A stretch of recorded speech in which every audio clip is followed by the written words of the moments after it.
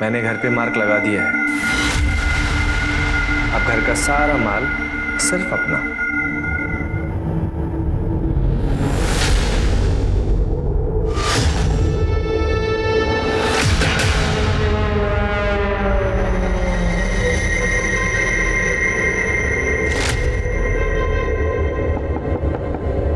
शादी मुबारक हो।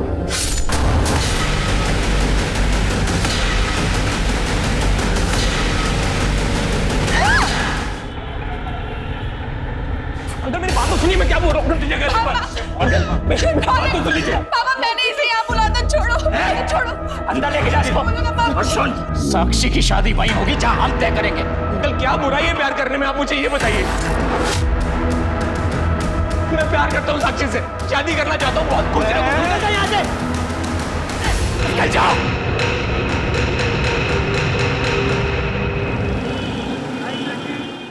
थोड़ा सा लेफ्ट करना, बस बस बस, करेक्ट।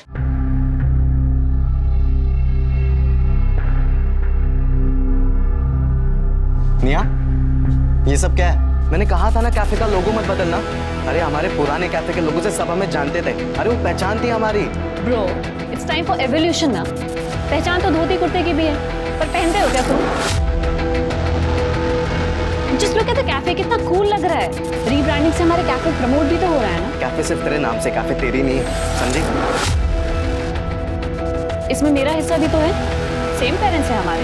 लड़कियों का कोई हिस्सा नहीं होता। शादी करो, पति के घर जाओ और वहां पे हिस्सा मांगो अपना। I will. इट्स ओके निया, रिलैक्स।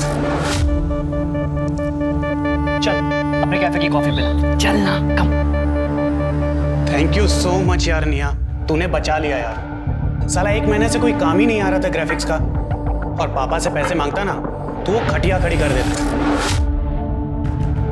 ओ प्लीज यार, दोस्ती में क्या thank you. Hi guys. Hey, what's Yes, and I have a good news for you. So wish me and save your dates. तू शादी कर रहा है? Yes. और ये प्राची कौन है? कार्ड पे किसका नाम? तेरा। किसके साथ? तेरा और प्राची का। तो मेरी होने वाली वाइफ। तू डम रहेगा रे। अबे ये प्राची मिली कहाँ तुझे? यार हम एक मैट्रिमोनियल वेबसाइट पे हैं। Congratulations से काम नहीं चलेगा क्योंकि तुम सबको शादी वाले दिन पहुंचना पड़ेगा। बेटा शादी का कार्ड तूने मुझसे नहीं बनवाया ना, इसका बदला लूंगा मैं तुझसे। भाई सॉरी यार, वो एक्चुअली प्राची की फैमिली वालों ने बनवा दी। सही है ना, पैसे बच गया। अरे यार मजाक कर रहा था मैं। अब मीठा तो खिला। मेरी शादी की खुशी में तुम सब मिठाई खाओ। ऐसे लोगों की वजह से अरेंज मैरिज आज तक चलती आ रही है। जितनी जल्दी हो सके रिश्ता तय कर दो। अरे उम्र ज्यादा है तो क्या हुआ, 70 साल की उम्र में भी मर्द मर्द ही होता है, और ये तो फिर 40 के ही हैं। बात आगे बढ़ाओ। पापा आप ऐसे नहीं कर सकते।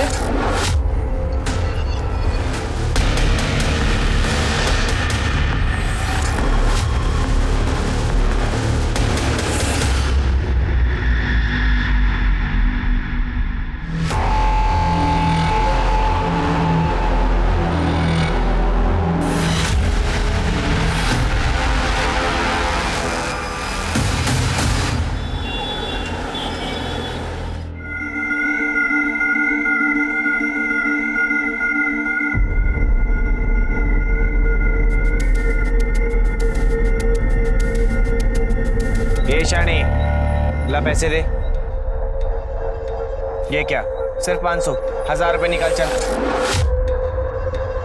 तूने 500 ही बोला था। 500 एक का लेती है, तुम 2 थे। चल ज्यादा ड्रामा मत कर, चल जा। अवधू चल। शानी कल आएगा ना, तब देखेगी मैं तेरे को। अरे जान दे कमली, ये तो इनका रोज रोज का नाटक है। चल कम से कम 500 तो मिले ना। कई बार ये 500 भी अपने को नसीब नहीं होते। बहुत हो गया, पड़ोस वाले मोहल्ले में गोद भराई की रस्म चल रही है। अरे पर वो एरिया तो मल्लिका का है ना, और वैसे भी हम तो नकली किन्नर हैं। अरे तेल लेने गई मल्लिका, अब जो करेगी ना ये कमली करेगी।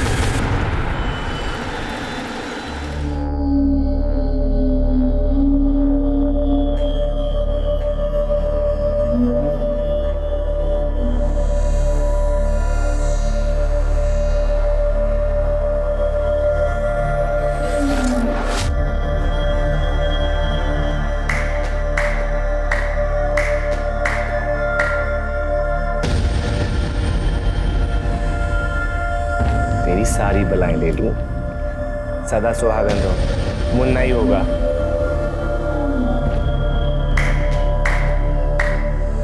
ए सेठ, किन्नर की दुआ कभी खाली नहीं जाती। घर में बेटा ही होगा, वो भी स्वस्थ। ला, अब हमारा मुंह मीठा करा और पर्स भी भारी।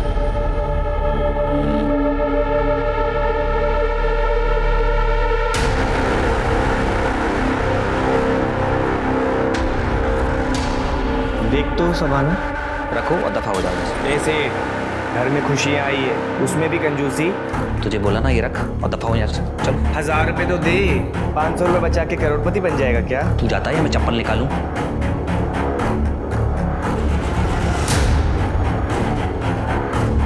ए सेठ, इसकी मिठाई खा तू। छोड़ना रे, इसको बाद में देख लेंगे।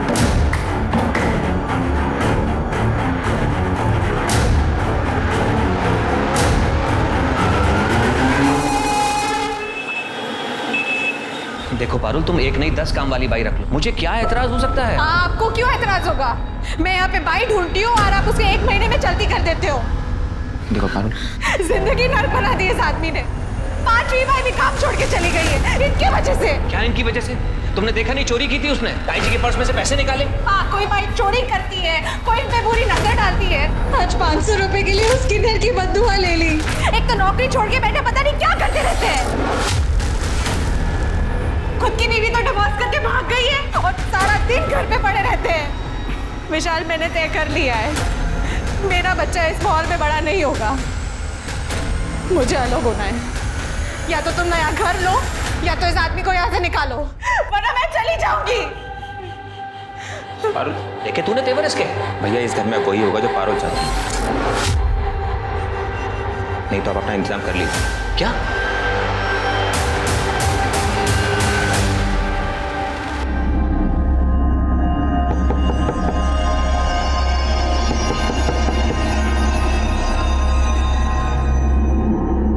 ये विनोद भैया को अभी क्या चाहिए?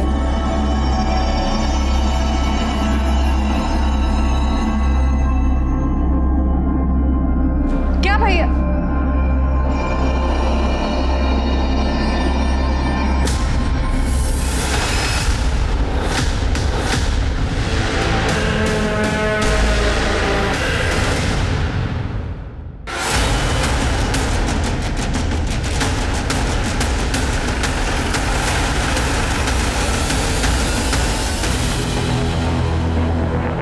चारों तरफ अच्छे से चेक करो।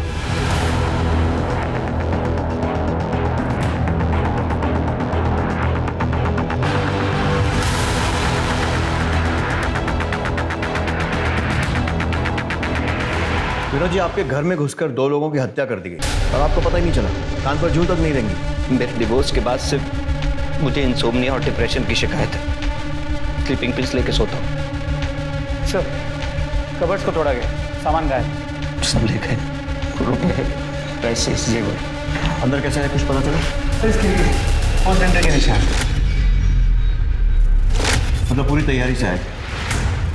विनोद जी, किसी से दुश्मनी आपकी है, आपके भाई की, या फिर हाल फिलहाल में कोई झगड़ा, या फिर किसी पर शक हो आपको? कौन मार सकता है? कोई मार सके ऐसा तो कोई नहीं। बस कल नौकरानी से झगड़ा हुआ था, मैंने उसे घर से बाहर निकाल दिया। छोटी मोटी चोरी करती थी घर में। क्या? पैसे निकाल लिए? अच्छा, आप फोन रखो, मैं आपको कॉल करता हूँ। शीला, तूने ताई जी के पर्स में से पैसे निकाले? क्या? क्या ताई जी के पर्स में से पैसे निकाले तूने ना? ये क्या कह रहे हैं भैया आप? मैंने तो ताई जी का पर्स देखा तक नहीं। अच्छा, तेरा पर्स निकाल, अभी पता चल जाएगा, सच्चाई सामने आएगी। पर्स निकाल। अरे पर्स निकाल। आप ये क्या कर रहे हैं? अरे भैया रुकिए, ये आप क्या कर रहे हैं? तुम लोगों को दिखाई नहीं देता? चोरी की है इसने, ताई जी के पर्स में से पैसे निकाले हैं। पर्स निकाल, पर्स निकाल। क्या कर रहे हैं भैया आप? मैंने तो ताई जी का पर्स देखा भी नहीं। ऐसे आदमी के घर में मुझे काम नहीं करना है जो और की इज्जत ना कर सके। नौकरानी की डिटेल्स लो और उसको थाने बुलाओ। आसपास एरिया में चेक करो, कोई भी सीसीटीवी है क्या। चोरी हुए सारे सामान की लिस्ट बनाओ और सारे गहनों की लिस्ट ज्वेलर्स के पास भेजो। चोरी तो कर ली है, कहीं ना कहीं तो बेचने जाएंगे। सर, साहब, मैंने चोरी नहीं की। पारुल भाभी तो बहुत अच्छी थी। लेकिन उनके वो जेठ साहब वो बहुत ही शक्की इंसान है। उनका खुद का तो तलाक हो गया था साहब, तो उन्हें किसी औरत की खुशी बर्दाश्त ही नहीं होती थी। 6 महीने में 4 काम वाली बाइयों को निकाल चुके हैं साहब। पारुल भाभी के साथ उनका बहुत झगड़ा होता था और विशाल भैया पक्ष लेते थे तो उनसे भी झगड़ा होता था। उसको औरत और आदमी का फ़र्क ही समझ नहीं आता था साहब।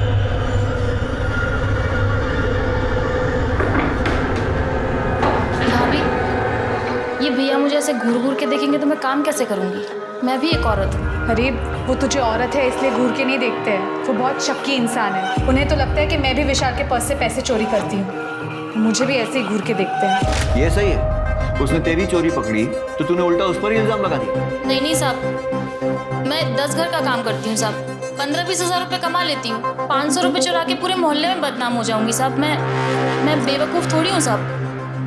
ठीक है, जाओ। और सुनो, बिना बताए शहर छोड़कर मत जाना। जी साहब। कहीं ऐसा तो नहीं है कि इस विनोद ने ही मर्डर किया और उसके बाद लूटपाट का एंगल दे दिया? इस विनोद पे नजर रखो, अगर इसने ये किया है बाकी एविडेंस से तो कोई फायदा नहीं होगा, फिंगरप्रिंट्स, मोबाइल रिकॉर्ड्स, लेकिन वो गहनों को ठिकाने लगाने की कोशिश करेगा। अगर इसी ने किया है तो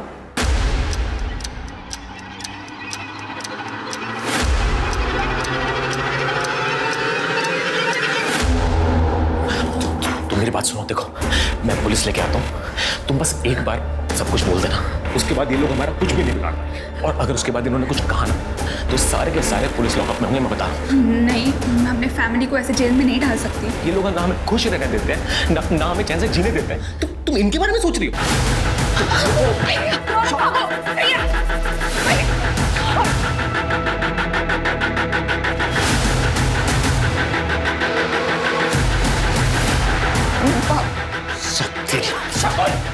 इसे बांध के रख। नहीं पापा। आज के बाद इसे घर से निकलने मत देना।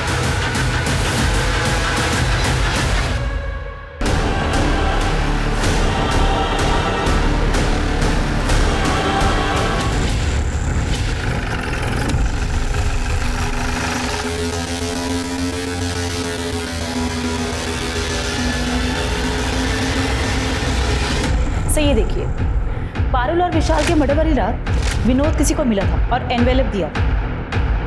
पता करो ये कौन है। सर,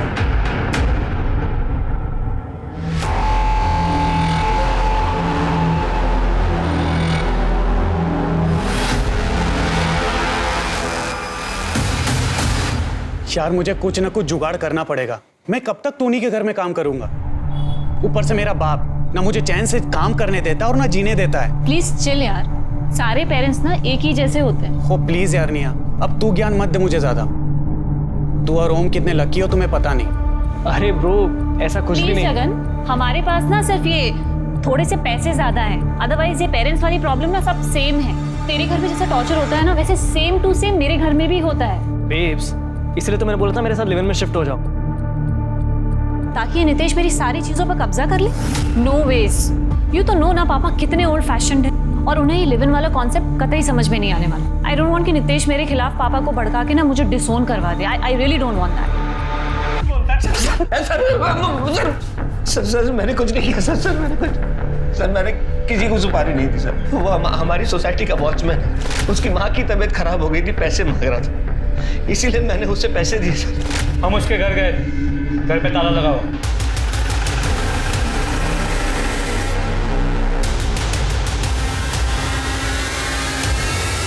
अपने गाँव गया होगा ना, मैंने पैसे इलाज के लिए दिए थे। कोई इलाज के पैसे नहीं थे, सुपारी दी थी अपने भाई और उसकी बीवी को मरवाने के लिए। सच बोला? नहीं सर, मैंने पैसे उधार में ही दिए थे और कुछ भी नहीं। तोड़ो इसको, और तब तक तोड़ो जब तक कि सच नहीं बोलता है, और उस वॉचमैन को ढूंढो।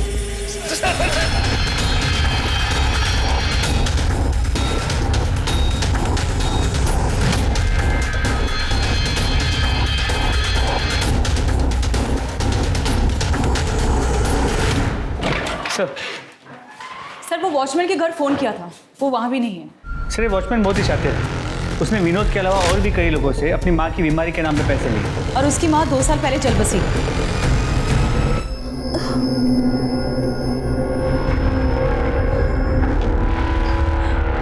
माँ ये देखो, प्लीज खोल दो मुझे।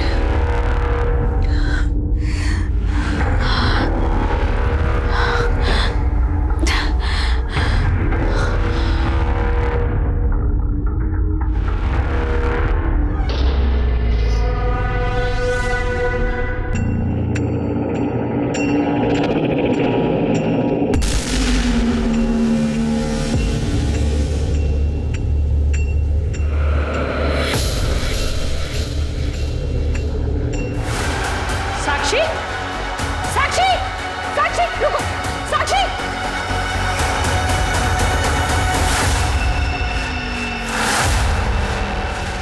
साक्षी, साक्षी, रुक जा, मैं कहता हूँ साक्षी रुक। कहाँ देख तू बस।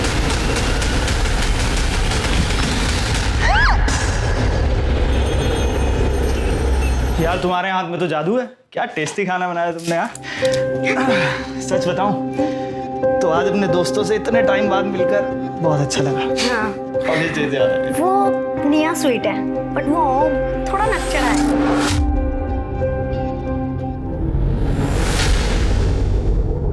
यार कुछ नहीं, इस टाइम कौन होगा?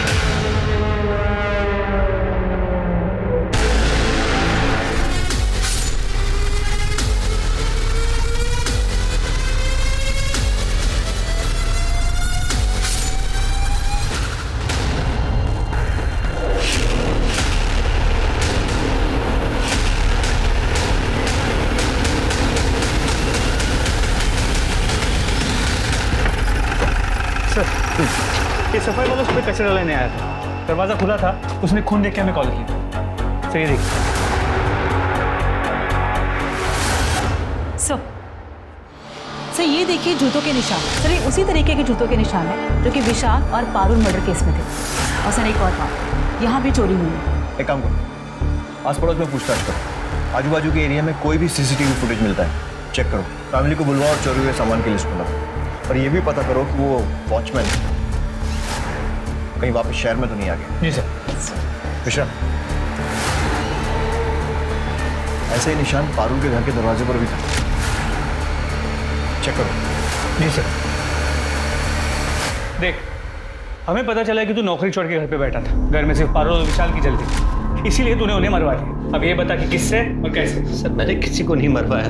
देख, 2 और लोगों का मर्डर हुआ, अगर सच सच बोलेगा तो तेरी सजा कम करवा सकते हैं। सर मैं हाथ जोड़ता हूँ सर, मैं आपसे पहले भी कह चुका हूँ, मैंने किसी को नहीं मरवाया। मानता हूँ मैं उनसे चिढ़ता था, लेकिन थे तो वो मेरा परिवार। अब आप बता रहे हो एक घटना फिर से घट गई तो मैं तो बेकसूर हुआ ना सर। सर, राज के घर वाले आए। नए घर में शिफ्ट हुआ था सर, तो सत्यनारायण की पूजा रखी, हम भी वहां पर थे। दोपहर का खाना खाकर हम दोनों निकल गए थे सर, क्योंकि उसने अपने दोस्तों के साथ एक पार्टी रखी थी। आप जानते हैं उन दोस्तों को? जी सर।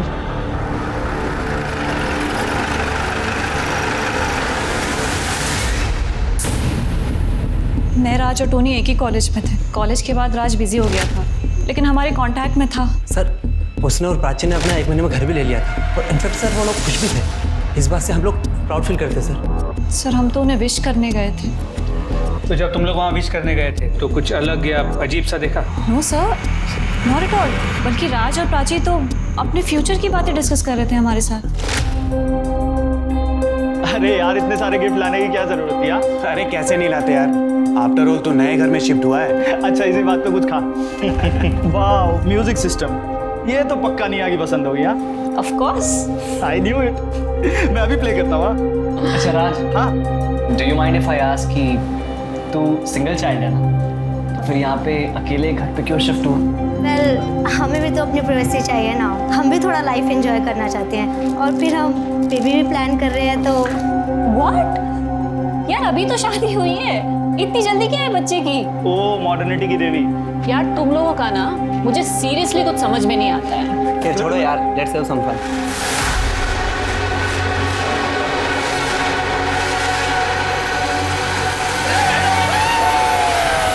सर राज अपनी फैमिली का इकलौता बेटा था, लेकिन प्राची उसके साथ अलग रहने लगी थी। कहीं ऐसा तो नहीं कि उसकी फैमिली ने? नहीं हाँ, उसकी फैमिली ऐसा कुछ नहीं कर सकती है। ऑल्दो सर, राज की जो एक्स गर्लफ्रेंड थी रितु, वो भी उससे झगड़ा करती थी, और कई बार तो सोशल मीडिया पे उसके साथ पिक्चर्स पोस्ट करके उसे गालियाँ भी देती थी। ओह यस सर, ये देखिए सर, राज ने कल ही सत्यनारायण की पूजा के पिक्चर्स डाले थे। ये देखिए रितु ने क्या कमेंट किया हुआ है। रितु की डिटेल्स लो, पुलिस स्टेशन बोलो। सर क्या बताया sir? I wrote it on friends book और अच्छे से उसे गाली दी और पब्लिकली सोशल मीडिया पे शेम किया। आपको पता है मेरे कितने फॉलोअर्स हैं? 2000।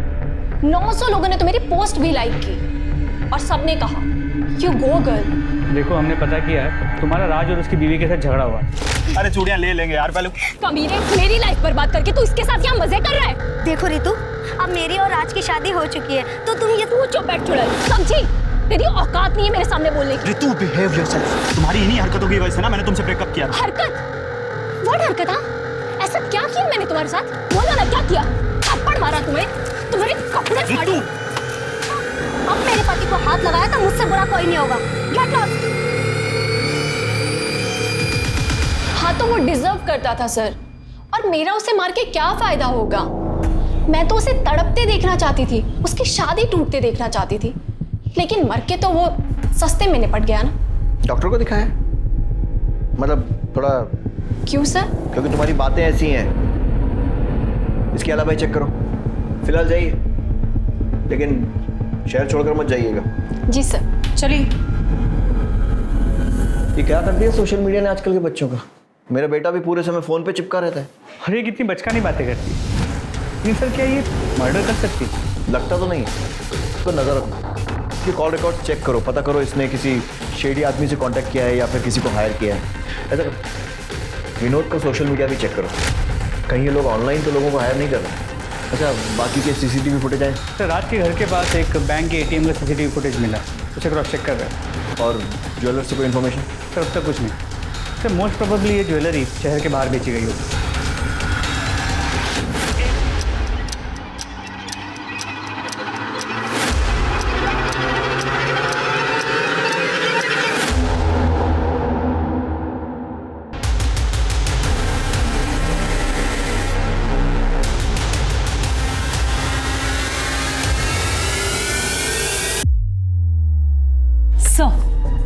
सर ये देखिए, पहली रॉबरी में कोई भी बाइक पर नहीं आया, पर दूसरी रॉबरी के वक्त राज और प्राची के घर 2 लोग बाइक पर गए थे। वो राज के घर की तरफ गए और 20-25 मिनट के बाद वहां से निकल गए। मतलब ये हो सकता है कि शायद पहली रॉबरी के बाद जो पैसा आया उससे बाइक खरीद ली हो।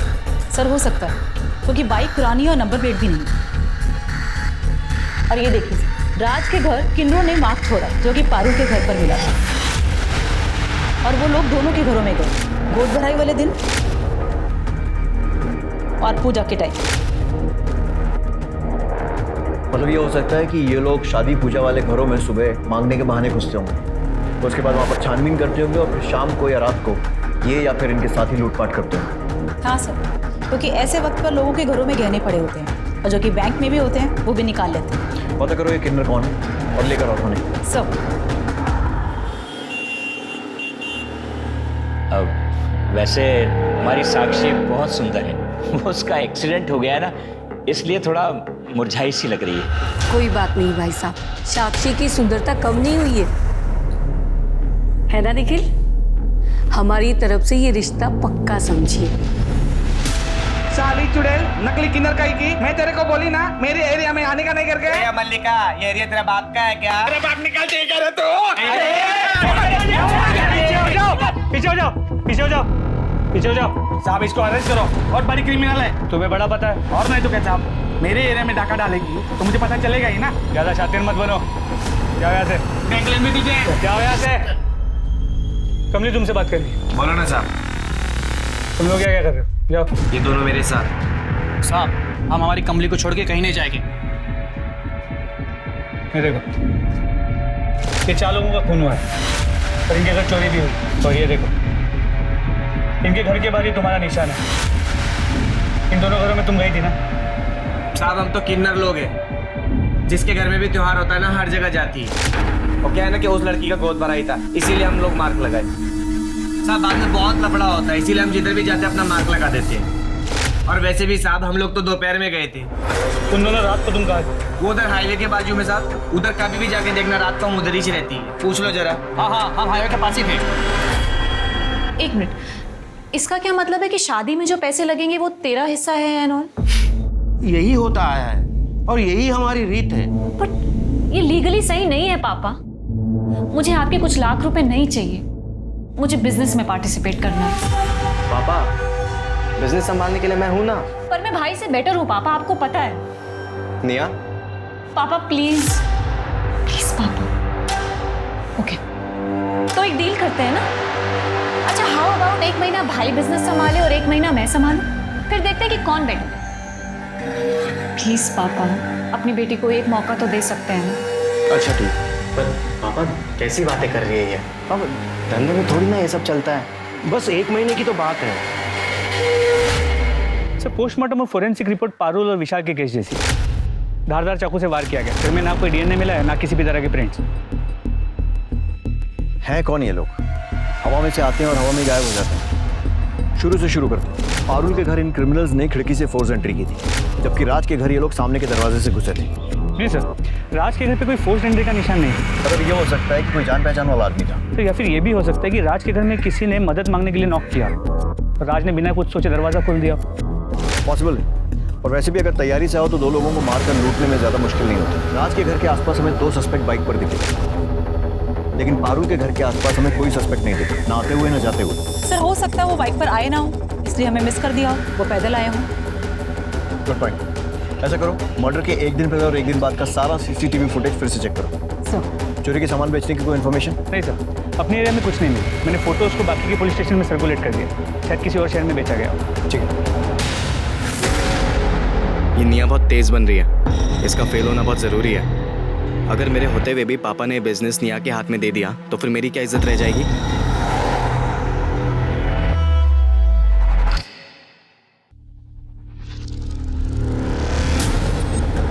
ये यहाँ क्या कर रहा है?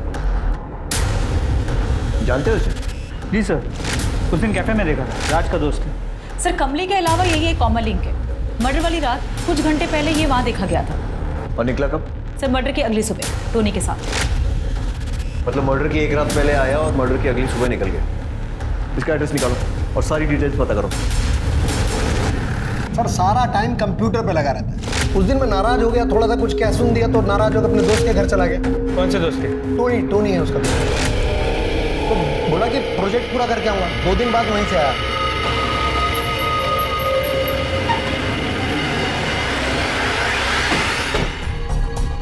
टोनी डिसोजा। जी सर। तुम जगन के दोस्त? हाँ सर। जगन के बाप ने कहा कि वो 30 अप्रैल की रात तुम्हारे यहाँ पे रुका था। हाँ सर, वो 2 दिन मेरे साथ रुका था। तुम क्या करते? सर, मैं कॉल सेंटर में जॉब करता हूँ। क्या है सर, सुबह जल्दी चले जाता हूँ, शाम को लेट आता हूँ। जगन के आने के बाद मैं सो गया था और सुबह चले गया जल्दी, और नेक्स्ट डे उसे मैंने ड्रॉप भी कर दिया था सर। सर, आपके कहने पर मैंने जगन और टोनी के क्रेडिट कार्ड्स और एक्सपेंसेस चेक किए। पिछले 1.5 महीनों में काफ़ी लाइफस्टाइल में चेंज आ गया। उठा के ला दो ना।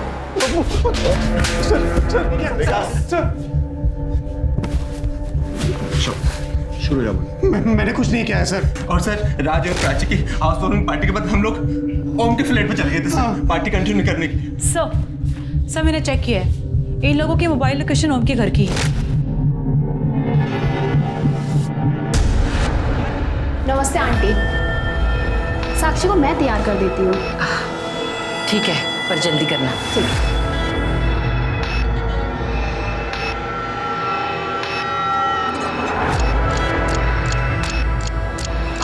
ये ले, रौनक से बात कर। हेलो रौनक। देखो साक्षी, मुझे सब पता है वहाँ क्या चल रहा है। मैंने सब अरेंज कर लिया। तुम बस आज कुछ भी करके रेलवे स्टेशन पहुंच जाओ, बाकी सब मैं देख लूंगा। 11:30 बजे तक वहाँ पहुंच जाना। सब ठीक है साक्षी?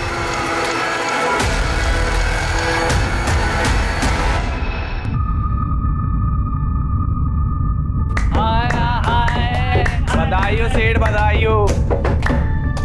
घर में खुशियां आ रही है तेरे। चला शगुन दे। हाँ हाँ।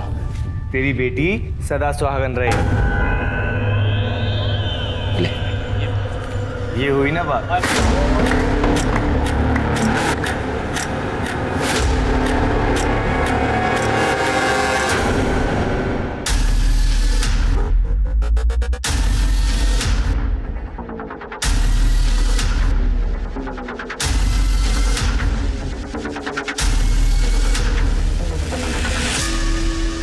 सारी तैयारियां हो गई ना? हाँ। मैं कुछ और सुनने वाला। ए, कौन है वहाँ? पकड़ इसको, पकड़।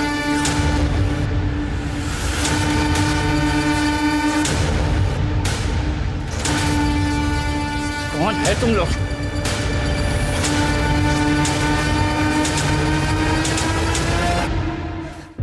बहुत नाक में दम किया तुम लोगों ने। इतनी मोटी जरूरत हो रही है? मैडम हम दोनों सच कह रही है, हमने कुछ नहीं किया।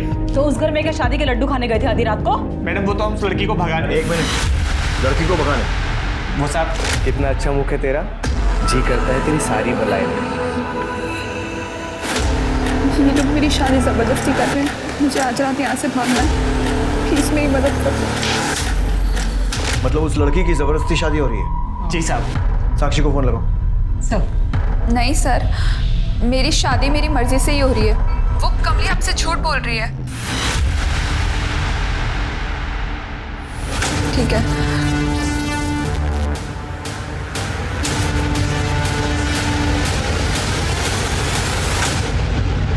इन लोगों की अच्छे से धुलाई करो, मुझे पूरा सच चाहिए।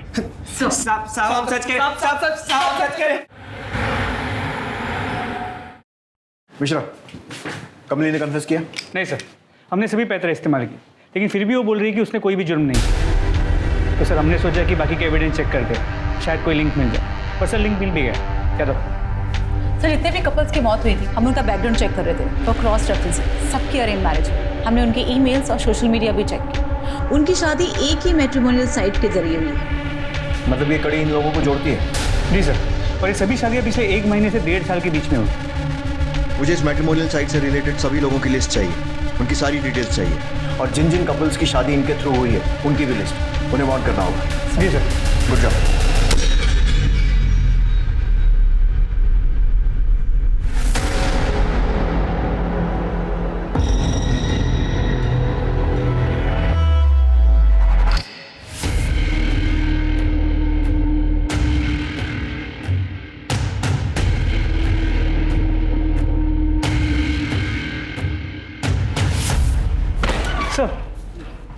सर टोनी डिसोजा, पारुल का पड़ोसी और राज का दोस्त। ये उसी कंपनी में काम करता है जो विवाह केंद्र का वेबसाइट मैनेज करती है। और इस टोनी ने आज ही साक्षी और निखिल का अकाउंट भी एक्सेस किया। ये साक्षी वही लड़की है ना जिसके यहाँ वो किन्नर चोरी करने गए? हाँ सर। एक मिनट, बहुत बड़ी गलती हो गई हमसे। ये क्रिमिनल्स लड़की के मायके नहीं बल्कि उसके ससुराल में चोरी करने, लूटपाट करने और मारने जाते हैं। शायद कमली सच कह रही थी। यार अब गाड़ी निकलो। मिश्रा, फौरन उस कैफे में पहुंचो जहाँ टोनी मिलता है, और उसके बाद हमको ज्वाइन करो। सर।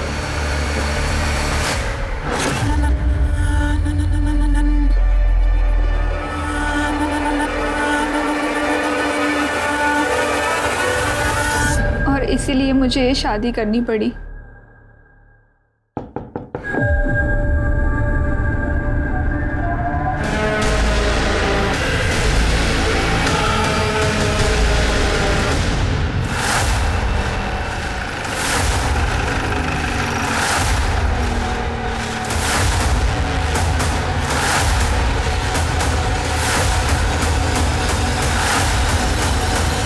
शादी मुबारक हो। हाथ पीछे, मैं तो खोपड़ी पे गोली मारूंगा। पीछे चाकू फेंको, पकड़ो दोनों।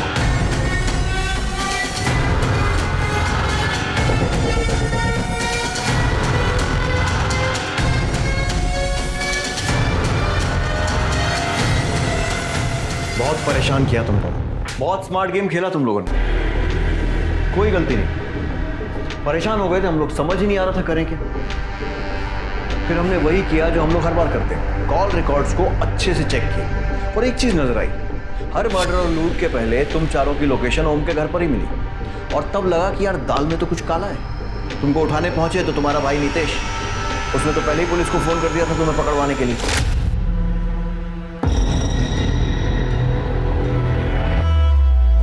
मिल गया निया को फंसाने का तरीका। निया और टोनी का है? सर टोनी का तो पता नहीं, लेकिन मुझे पता है निया कहाँ पर है। मैंने अभी उसका मैसेज देखा sir, red bill party sir, ये पक्का वाली पार्टी है 100%। Please arrest as soon as possible. तुम्हें बहुत जल्दी अपनी बहन को अरेस्ट करवाने की? सर आप निया को अरेस्ट करेंगे तभी तो पापा ये कैफे मुझे देंगे, and everything is fair when it comes to business. Sir मेरा भाई ना एकदम यूजलेस है। वो ना ही एक अच्छा बिजनेसमैन है और ना ही एक अच्छा भाई, और ना ही खूनी लुटेरा। पहला विक्टिम कैसे चूज किया?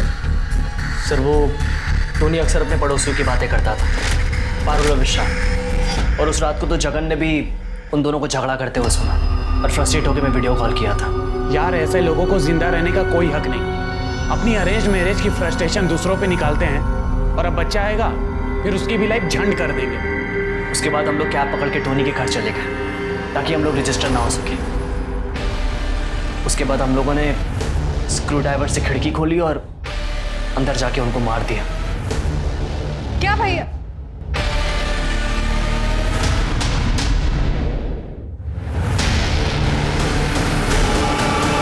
पहली बार था सर, पर क्या किक थी। एक काम करते हैं, थोड़ा सामान लूट लेते हैं, लूट का मामला लगेगा और टोनी और जगन का मुंह बंद रखने के लिए भी काफी होगा। Smart girl. चल।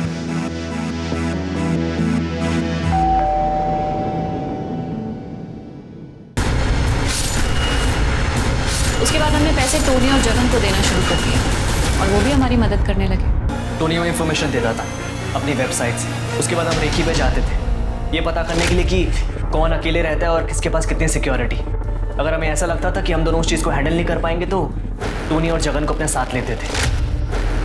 मर्डर करने के बाद हम वो कपड़े और ग्लव्स जगन को देते थे और वो उसे डिस्पोज करता था। उसके पापा म्यूनिसिपल डिपार्टमेंट में काम करते हैं। हमें मज़ा आने लगा और टोनी और जगन की पैसे की प्रॉब्लम सॉल्व होने लगी थी। So basically a win win situation for us. और जिन बेचारों को मारा उनकी फैमिली के लॉस का क्या, उसके बारे में सोचा कभी? अरे ये बताओ उन बेचारों को क्यों मारा?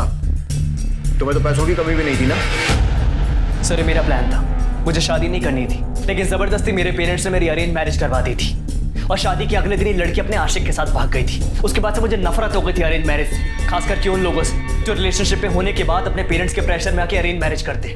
फट्टू होते ऐसे लोग साले। और मुझे प्रॉब्लम थी बच्चों के क्रेज से। अरे पॉपुलेशन इतनी बढ़ रही है सर, मतलब अगर प्यार नहीं है तो शादी करके बच्चे पैदा करने का क्या फायदा? और ये पेरेंट्स, इनके साथ जो जबरदस्ती हुई ये अपने बच्चों के साथ भी वही करते हैं। For what? किस लिए? ऐसे बढ़ाएंगे अपने वंश का नाम? बहुत क्रांतिकारी विचार हैं तुम लोगों के और मेरे हिसाब से आपके आगे आने वाले कुछ साल जेल में बीतने वाले।